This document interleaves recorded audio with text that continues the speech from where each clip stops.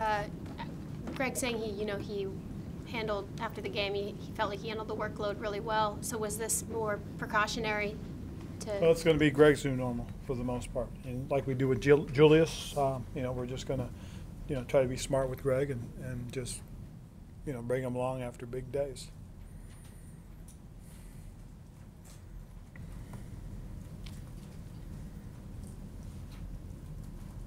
Ron Camp says he thinks the Eagles' defense is better than they were last year. What do you see from them in terms of how they challenge you? Well, they're a good football team. I mean, they've got good personnel and they got a good scheme, and they've done some really good things over there.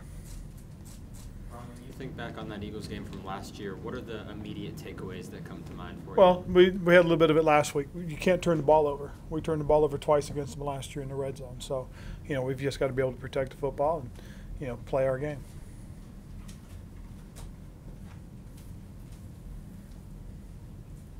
Ron, at this time of year, a little over a quarter of the way through, as things start to get worked out and you get guys back, how does a football team with a talented roster go from being good to great? Well, I think a lot of it has to do with winning, first of all. We've got a group of guys that are coming together, obviously, but you've got to win football games, and that's probably the biggest thing. I mean, you can put up all the points you want and put all the yardage up, if you're not winning football games, and people won't look at you that way. So, I mean, to me, it's as simple as that. And the reason I said it is because, we've done some good things. We had a little bit of a setback last week. We will bounce back from it. We'll work hard. We'll get those things corrected, and we'll go forward. And we'll see what happens.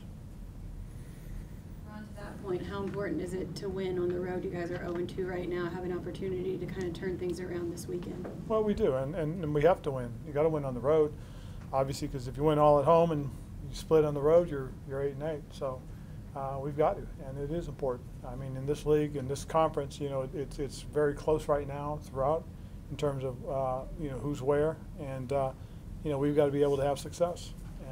And this is a tough place to go in and win. I can tell you that much.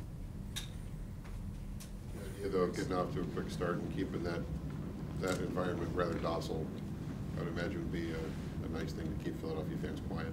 It would. I was fortunate enough to be there for 5 seasons on Andy Reid's staff, and they're a pretty ruckus crowd. They get behind their team, as do most home teams, but they are a little bit out there, and they're real appreciative of their football team. After you met with Ryan Vermillion, what was your evaluation of Matt Khalil's progress over the last 6.5-ish weeks? Well, I'm not going to get into that, Jordan. I mean, he's working with the trainers. They've got him on the side now outside, and as each week goes by, and I'll just listen to the evaluations, and we'll make decisions based on what the doctors and the trainers are telling us. Eric was talking on Monday about how gap-centric the defense is. Is the defense built in such a way that there are ways to shift away from it, or shift away from that main concept to do other things to present different looks? Well, a lot of it just depends on what the call is. I mean, for the most part, our base front is a gap control defense, and the best thing about it, as far as coaching is concerned, is about accountability. Because if you do get creased, you know exactly where it hit. But we have different calls that call for different gap control, and so it's not like Luke's always got the A gap, or Keke's always got a B gap. It just really depends on what the call is and where everybody fits. That's probably the biggest thing.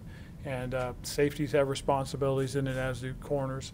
And it's really, something that we've had and we've been very consistent with for 8 seasons now. So we'll just, continue to stick with what we do. NFL's next-gen stats have you as having 1 completion of longer than 20 yards in the air. I'm not talking catch and runs, but going down the field. Is that a concern at all? Is that something that you want to expand on? I think, it would be good to expand on it, but I'm not concerned about it. I mean, we have won 3 games. I know we've lost 2, but we've won 3 with it. I think the quarterback's being very efficient right now. When we're effective running the football, you see us rack up the yards. We've had 4 games where, as a team, we've rushed to over 100 yards. Last week, I think, was the first time we didn't. So, yeah, you do want to, but there's no reason to panic. I I mean, I agree with what Cam says. We're not going to push any panic buttons. We're just going to keep working hard and continue to improve. With a team like the Eagles that runs an up-tempo offense, does that limit the defense at all from because the rotations are? At the end of the day, it's about being able to communicate. If you can get them in first and long, second and long, third and long, it changes the whole scope. You've got to have success on first and second down in this league, and I think that's probably one of the biggest things more so than anything else. So up tempo, yeah, it can be effective if you're not having success as a defense on first or second down. You guys were able to get to Carson a couple of times last year. I think force a fumble too, in addition to some sacks. How do you replicate that this time around? Well, I think the biggest thing obviously is you've got to be able to attack them in the right situation. Again, if you get them in second and longs, third and longs, it changes things. You know, if you can get a lead on them early, it changes things. You know, when you watch tape and you see teams that had success against them, one of the things in common is that they had leads, and I think that changes their approach, just like it changes ours.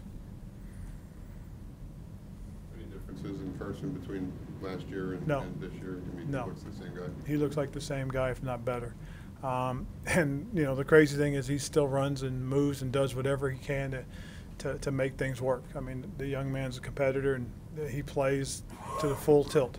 And, you know, I don't think he's gonna let that deter his game. Better. What could he be doing better this year? Do you see him doing better? Decision making.